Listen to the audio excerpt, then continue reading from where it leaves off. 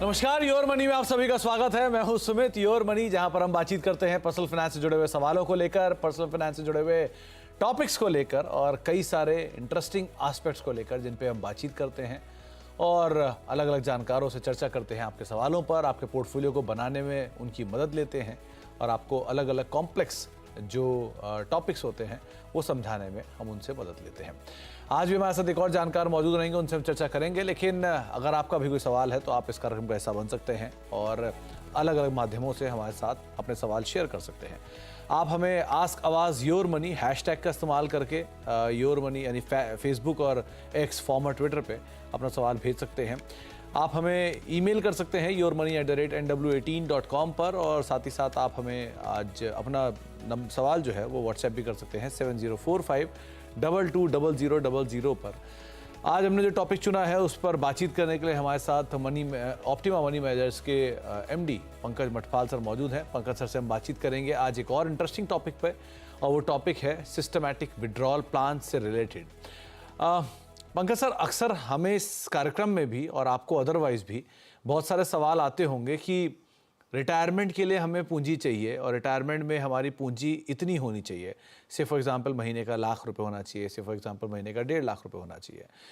लेकिन ये आकलन करना बड़ा मुश्किल होता है कि अगर आज हम पैसा डालें तो ये जो रिटायरमेंट का प्लान होगा या फंड होगा ₹1,00,000 महीने का या ₹1.5 लाख महीने का, ये आकलन कैसे होगा, ये फ्यूचर की तस्वीर कैसे होगी। पहले चीज़ तो उस समय ₹1-1.5 लाख की वैल्यू क्या होगी।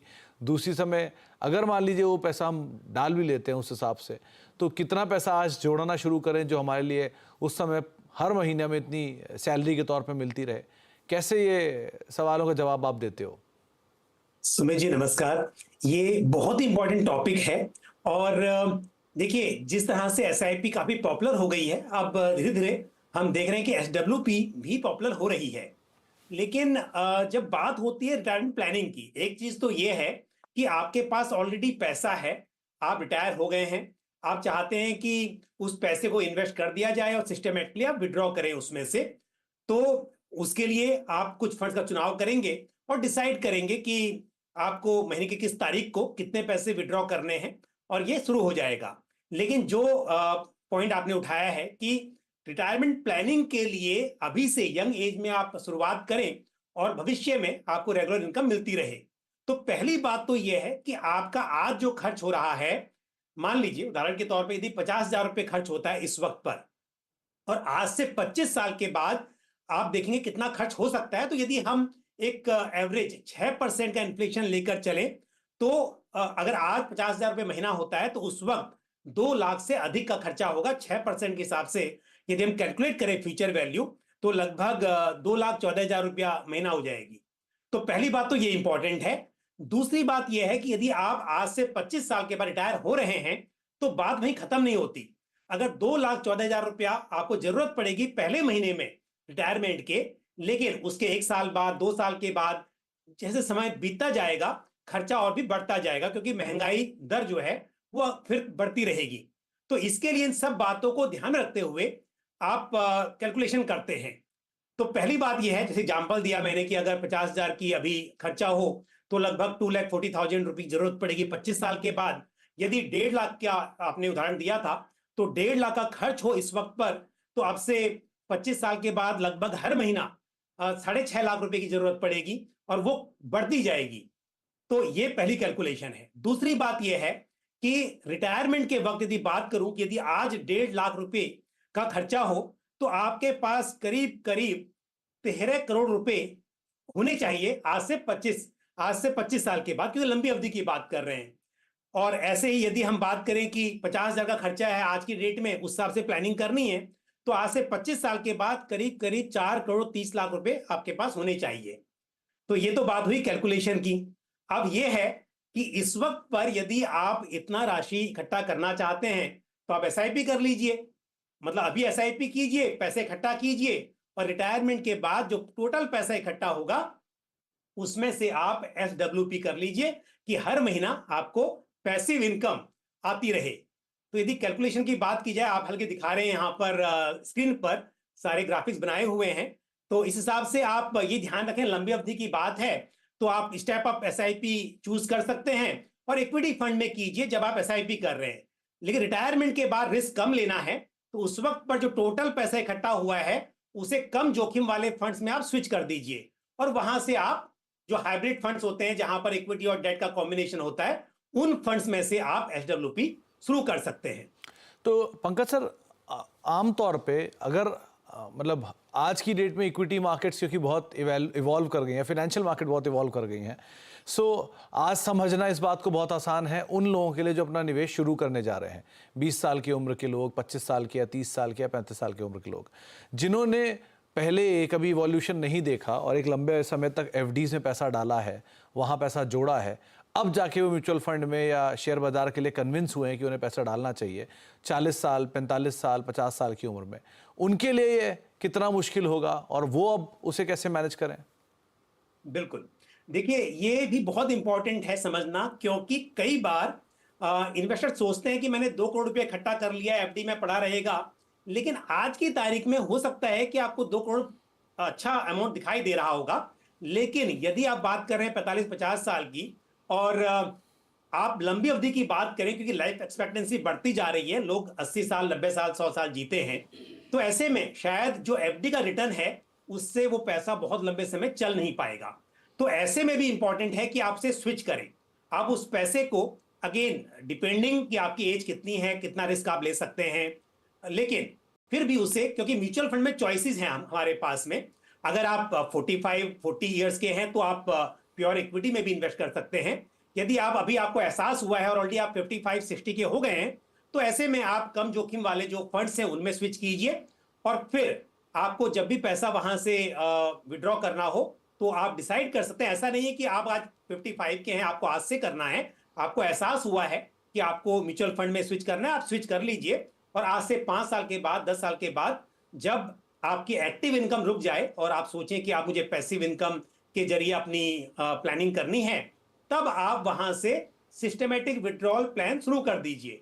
आपको डिसाइड करना है कि मुझे हर महीने कितने पैसे की जरूरत है, लेकिन ध्यान रहे, देखिए कई बार सुनने में आता है कि आप 1% हर महीना विड्रॉ कर लीजिए। अब आप हर महीने 1% के हिसाब से विड्रॉ करेंगे या उससे ज्यादा करेंगे तो क्या होगा, आपका जो प्रिंसिपल अमाउंट है वो भी विड्रॉ होगा, और अगर उतना रिटर्न नहीं बना तो ऐसे में हो सकता है पैसा लंबे समय नहीं चल पाए। तो हमेशा विड्रॉ करते समय आप ये देखिए कि आपने कम जोखिम वाले फंड्स में इन्वेस्ट किया हुआ है, तो कम राशि विड्रॉ कीजिए, आप फिक्स अमाउंट कीजिए पर कम कीजिए, ताकि वो पैसा लंबे समय तक चल सके। तो जिस हिसाब से आपने इन्वेस्ट किया है 7%, 8%, उस हिसाब से आप जो उम्मीद कर रहे हो रिटर्न्स की, उस हिसाब से विड्रॉ कीजिए। जब आप इन्वेस्ट कर रहे हैं लॉन्ग टर्म के लिए, तब आप 12-15% की उम्मीद रख सकते हैं, क्योंकि आप प्योर इक्विटी फंड में इन्वेस्ट कर रहे हैं। पर जब आप एसडब्ल्यूपी कर रहे हैं, उस वक्त पर कम जोखिम वाले फंड्स आपके पास होंगे, तो आप उस हिसाब से 0.5%, 0.6% के हिसाब से ही विड्रॉ कीजिए, ताकि आपका पैसा लंबे समय तक चल सके।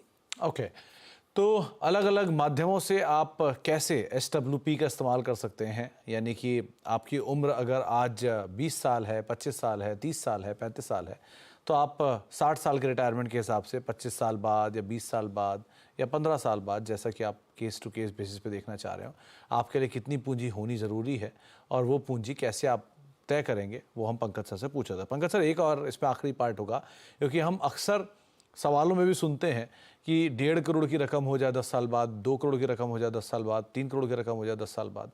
ये सुनने में भी अच्छा लगता है, लेकिन जब 10 साल बाद हम पहुंचेंगे तो ये नंबर कहीं बहुत छोटा हो चुका होगा। सो उस समय पर क्या हम जो भी ये आंकड़े देख रहे हैं, इन आंकड़ों में आपने टैक्सेशन वाले पार्ट को इंक्लूड किया है, इन्फ्लेशन को इंक्लूड किया है, या फिर ऐसे ही ये एक फॉर्मेलिटी के तौर पर नंबर हमने रखे हैं? बिल्कुल, देखिए जो कैलकुलेशन की गई यहाँ पर, टैक्स को तो यहाँ पर नहीं कंसिडर किया गया, लेकिन इन्फ्लेशन को ध्यान में रखा गया है। अब बात यह है, पहली बात तो कि 25 साल के बाद टैक्स के क्या रूल होंगे, वो भी मुश्किल है समझना। तो यदि आप उस बात को देखें कि टैक्स जो रेट है वो और भी बढ़ेंगे, तो हो सकता है कि नंबर और भी बड़ा हो जाए, क्योंकि हम यदि बात कर रहे हैं कि आज की डेट में आपका घर का खर्च यदि हर महीने 50,000 रुपए हो, और हम 1.5 लाख की भी बात नहीं कर रहा हूं, 50,000 से शुरुआत कर रहा हूं मान लीजिए मैं, तो यदि 6% का इन्फ्लेशन हो तो भी 25 साल के बाद आपका महीने का खर्च जो होगा वो अगर 2 लाख से ऊपर है, तो आपको जरूरत पड़ रही है करीब 4 करोड़ 30 लाख की, और तब आप हर महीने आज के 50,000 के बराबर मतलब कि इन्फ्लेशन के हिसाब से वो आज का 50,000 रुपये ही है, उतना विड्रॉ कर पा रहे हैं। अब उस अमाउंट पे अगर टैक्स लगेगा तो इसका मतलब आज की डेट में भी 50,000 आप बात कर रहे हैं वो फिर प्री टैक्स की बात हो गई। और अगर आप ये बात सोचते हैं कि टैक्स लगेगा तो आपको और भी अमाउंट ज्यादा बड़ा गोल लेकर चलना चाहिए। तो आपके लिए ये आंकड़े इसीलिए तैयार किए गए थे ताकि अगर आप रिटायरमेंट प्लान कर रहे हैं और आज से शुरुआत करना चाह रहे हैं तो किस एज ग्रुप में आप बैठते हैं उस एज ग्रुप के हिसाब से आप इतनी पूंजी का एक एसआईपी कर सकते हैं। चलिए, ये तो एक मोटा मोटा टॉपिक था जिसके ऊपर हमने बातचीत की, लेकिन अब कुछ सवालों को भी हम चर्चा में ले आते हैं। संगीत कुमार हमारे साथ मौजूद हैं बिहार से बातचीत करने के लिए। संगीत साहब नमस्कार। नमस्कार सर। नमस्कार संगीत जी, क्या सवाल है आपका? मेरा नाम संजीव कुमार, मेरी उम्र 34 साल है सर जी। और मैं एक गवर्नमेंट एम्प्लॉय हूँ। ओके। और मैंने जैसा पोर्टफोलियो भेजा है टोटल 8 फंड में 2-2 हजार की सिप। तो मैं सिर्फ ये जानना चाहता हूँ कि मेरी जो सिप है वो बैलेंस है कि नहीं, या किसी से मुझे एग्जिट होना पड़ेगा या किसी और फंड को ऐड करना पड़ेगा। ओके। और आप जो समय अवधि लेकर चल रहे हैं वो करीब 15 से 20 साल है, राइट? 15 से 20 साल की। ओके। तो पंकज सर, इन्होंने 15 से 20 साल के लिए निवेश कर रखा है। अच्छी चीज़ ये है कि आज से प्लान करके चल रहे हैं। 50 साल तक की इन्होंने प्लानिंग कर रखी है। उम्मीद करता हूँ ये आगे और बढ़िया उसको बढ़ाएंगे भी, स्टेप अप भी करेंगे। इनका पोर्टफोलियो सही है, क्या बदलाव की ज़रूरत है? बिल्कुल, देखिए पहली बात तो यह है कि आपके पास जो फंड्स हैं उनमें 2 टैक्स सेवर फंड्स भी हैं। और हम जानते हैं कि अब क्योंकि चॉइस है न्यू टैक्स रिजीम और ओल्ड टैक्स रिजीम की, तो बहुत सारे इन्वेस्टर्स को अब जरूरत नहीं है 80C की, क्योंकि अपनी इनकम के हिसाब से वो पा रहे हैं कि न्यू टैक्स रिजीम में उन्हें ज्यादा फायदेमंद वो दिखाई दे रहा है। तो यदि आप भी ये देखें, अगर आपको जरूरत नहीं है इस टैक्स सेविंग स्कीम की, तो आप यहां से एग्जिट कर सकते हैं यदि आप न्यू टैक्स रिजिम में देख रहे हैं कि वो आपके लिए सुटेबल है। दूसरी बात यह है कि आपके पोर्टफोलियो में एक स्मॉल कैप फंड है, डीएसपी स्मॉल कैप फंड। इस स्कीम से मैं कहूंगा कि आप एग्जिट कर सकते हैं। एक तो वजह है कि फंड की परफॉर्मेंस ये बहुत ज्यादा सेटिस्फैक्टरी नहीं है, और दूसरी वजह यह है कि आपके पास एक मल्टी कैप फंड है, Nippon India multi cap fund. आप उसमें इस पैसे को डाइवर्ट कर लें तो मल्टी कैप के जरिए आपको एक्सपोजर मिल जाएगा स्मॉल कैप का। इस वक्त पर कोई स्मॉल कैप फंड आप ना रखें, चलेगा। भविष्य में जब कभी जरूरत होगी तब आप ऐड कर सकते हैं। जब अमाउंट ऐड करेंगे तो डीएसपी स्मॉल कैप फंड से निकलने की मैं आपको सलाह दूंगा। जहां तक बात है टारगेट जो आपने लिया है, देखिए 20 साल में जो आप निवेश कर रहे हैं अभी, अगर हम 12% का सीएजीआर लेकर चलते हैं तो करीब 1 करोड़ 80 लाख रुपीज इकट्ठा हो सकते हैं। लेकिन अगेन बात हो रही है लंबी अवधि की। हमने अभी डिस्कशन भी किया कि लॉन्ग टर्म में कैसे पैसे की वैल्यू कम हो जाती है। तो मेरी सलाह यह है कि आप हर साल अपने इन्वेस्टमेंट अमाउंट को इंक्रीज करें। यदि 10% से स्टेप अप करते हैं उदाहरण के तौर पर, तो सेम अवधि में यानी कि वो 20 साल में 1 करोड़ 80 की जगह पर आपके हो सकते हैं 3 करोड़ 32 लाख रुपए। तो ये फर्क पड़ता है। तो आप 10% से या 7% से जो भी मुमकिन हो आप इंक्रीज जरूर करें ताकि आप बड़ा पैसा इकट्ठा कर पाए। तो जिनको भी ये पंकज सर की जो बात थी कि इन्फ्लेशन का असर होता है आपके पोर्टफोलियो पे, उन्हें समझ में नहीं आ रही, उनके लिए ऐसे सिंपल एग्जांपल है कि जो 100 रुपये की कीमत आज से 5 साल पहले थी, 10 साल पहले थी, वो कीमत आज 500 रुपये की। आप 500 रुपये लेकर निकलेंगे तो उतने का ही सामान लेके आएंगे जितना आप एक समय पहले 100 रुपये में खर्च करते थे। तो ये जो डिफरेंस आया है ये इन्फ्लेशन है। इससे बचने के लिए ही आपको ज़्यादा SIP स्टेप अप करने की बात पंकज सर कर रहे हैं। अब मुकेश जी से बातचीत करते हैं। मुकेश देशमुख सर मौजूद हैं औरंगाबाद से बातचीत करने के लिए। देशमुख साहब नमस्कार, क्या सवाल है आपका? नमस्ते सर। नमस्कार सर। ये सर, मैंने मेरे फंड्स जो मेरा पोर्टफोलियो है मैंने आपको डिटेल भेजा है जी। मेरे अभी पोर्टफोलियो में 7 फंड्स है। तो मुझे पहले जानना है कि मेरे 7 फंड्स का मुझे थोड़ा राय चाहिए कि मेरा ये 7 फंड्स मुझे ठीक है और अगले 10 साल में मेरा रिटायरमेंट आ रहा है, तो मैं अगले 10 साल के पॉइंट ऑफ व्यू से मैं SIP में इन्वेस्टमेंट कर रहा हूँ फॉर माई रिटायरमेंट प्लान। दूसरा मेरा सवाल है कि अभी मुझे 10,000 का स्टेप अप करना है, तो वो मैं कौन से फंड में करूँ? और तीसरा मेरा सवाल है कि अभी मुझे और एक मल्टी कैप फंड का भी मुझे सिलेक्ट करना है मेरे पोर्टफोलियो में, जो अभी मल्टी कैप फंड नहीं है। तो मुझे वो मल्टी कैप जी। तो ये जो आप 10,000 का निवेश करना चाहते हैं ये किसी मल्टी कैप में करना चाहते हैं, राइट? नहीं, एग्जिस्टिंग फंड में करना चाहता हूँ। तो मुझे सलाह चाहिए कि मैं 10,000 का करूँ, एग्जिस्टिंग फंड में कौन कौन से फंड में करूँ। और इसके अलावा एक नया निवेश करना चाहते हैं? मल्टी कैप फंड ऐड कर सकता हूँ क्या? मुझे एक्सपर्ट से सलाह चाहिए।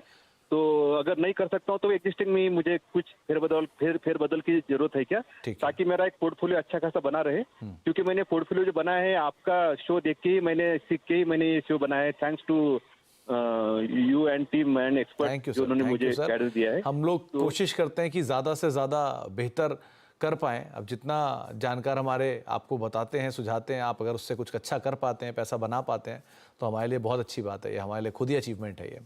क्या करना चाहिए पंकज सर? इन्होंने आपको पोर्टफोलियो भेजा ही हुआ है आपका। 8 साल में 1 करोड़ रुपए का लक्ष्य साध के चल रहे हैं। एग्जिस्टिंग इनका जो फंड है वो करीब करीब 23 लाख के आसपास पहुंच चुका है। ये 10,000 रुपए की एडिशनल एसआईपी करने के इच्छुक हैं, और वो एसआईपी के साथ साथ ये एक मल्टी कैप फंड भी अपने पोर्टफोलियो में शामिल करना चाहते हैं। अच्छी चीज़ क्या है कि ये इस फंड की इंपॉर्टेंस समझते हैं कि इसकी क्या ज़रूरत है। आप क्या राय रखते हैं, क्या करें? बिल्कुल। देखिए मुकेश जी, पहली बात तो यह है कि जो 23 लाख रुपए ऑलरेडी इकट्ठा कर चुके हैं, हालांकि टाइम बहुत अच्छा है और उम्मीद कर सकते हैं कि रिटर्न्स 12% से भी बेहतर होंगे, बट मैं कैलकुलेशन के लिए 12% लेकर चलता हूं, और 12% के CAGR पर भी 8 साल में आप जो SIP कर रहे हैं और जो लमसम अमाउंट इकट्ठा हो चुका है, 1 करोड़ रुपया बना सकते हैं। बट कोशिश कीजिए कि 1 करोड़ से ज्यादा हो जाए तो और भी अच्छा होगा। दूसरी बात यह है कि आपके पोर्टफोलियो में एक फंड है, एक्सिस फोकस्ड फंड, उस फंड से निकलने की मैं आपको सलाह दूंगा, उससे आप निकल सकते हैं।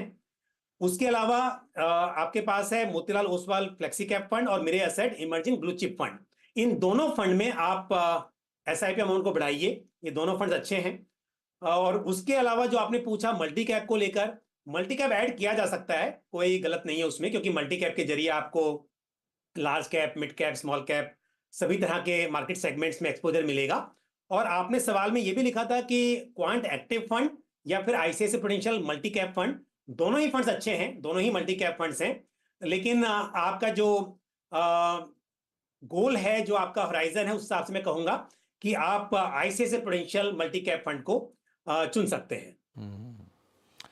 तो आपको बदलाव बताए गए हैं, आप उन बदलाव को शामिल कर सकते हैं और उसके हिसाब से अपने पोर्टफोलियो में अपनी रणनीति बना सकते हैं। देशमुख साहब, आप ऑलरेडी अच्छा कर रहे हैं, बस उसी ट्रैक को कैरी करिए और उम्मीद करते हैं कि आपके गोल्स जो हैं वो अचीव होते दिखाई पड़ेंगे। और आपकी हौसला अफजाई के लिए बहुत बहुत शुक्रिया। एक ब्रेक का वक्त हो गया, ब्रेक के बाद लौटेंगे। पंकज सर हमारे साथ बने रहेंगे, उनसे हम आगे भी कुछ और सवालों पर बातचीत करेंगे, कुछ और एस्पेक्ट्स भी हैं उन पर भी चर्चा करते हैं। छोटे से ब्रेक के उस तरफ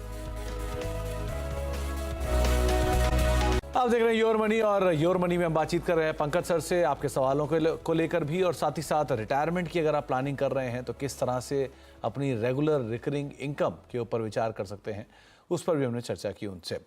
अब अगले दर्शक हमारे साथ मौजूद हैं, सर्वोदय जी मौजूद हैं गुजरात से बातचीत करने के लिए। सर्वोदय सर नमस्कार, क्या सवाल है आपका? नमस्कार। नमस्कार सर। नमस्कार सर, क्या सवाल है? अभी मेरे पास HDFC टेक्नोलॉजी फंड, जिसमें मेरी 6,000 की SIP चल रही, Nippon India multi cap fund की 2,000 है, पराग परिख फ्लेक्सी कैप, इसकी भी 2,000 की SIP है। मेरा टारगेट है 10 साल में मुझे 50 लाख करना है। ओके सर, वो कैसे हो पाएगा? तो आप सर्वोदय जी, क्या अपनी SIP को थोड़ा बढ़ा सकते हैं अगर पंकज जी आपको बढ़ाने की राय दे तो?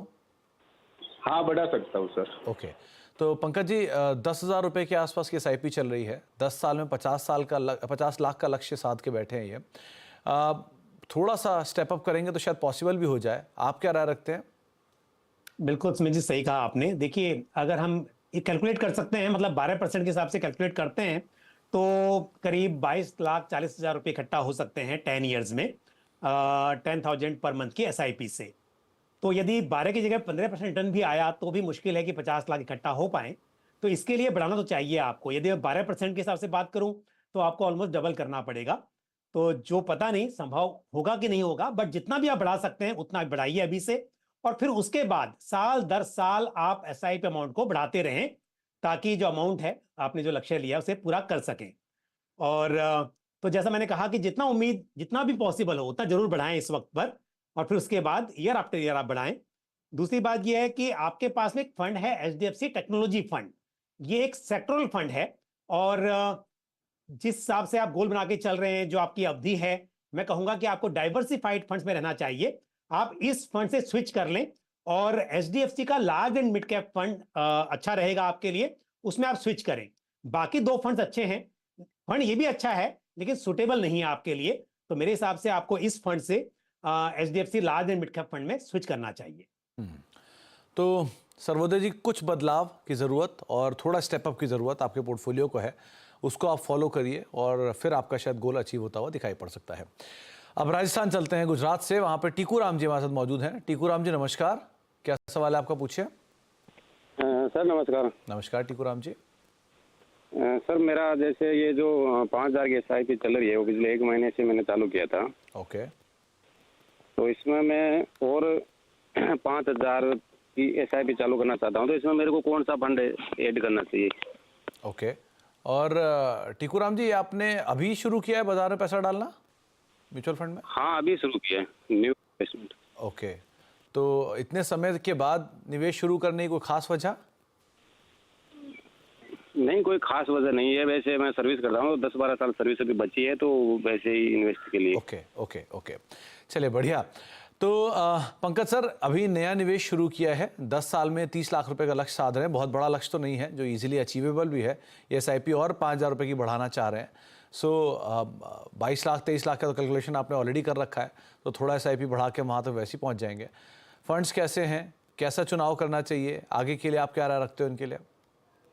बिल्कुल, देखिए टीकूराम जी, फंड्स अच्छे हैं लेकिन आपने 2 स्मॉल कैप फंड रखे हैं और शुरुआत की है लास्ट मंथ आपने।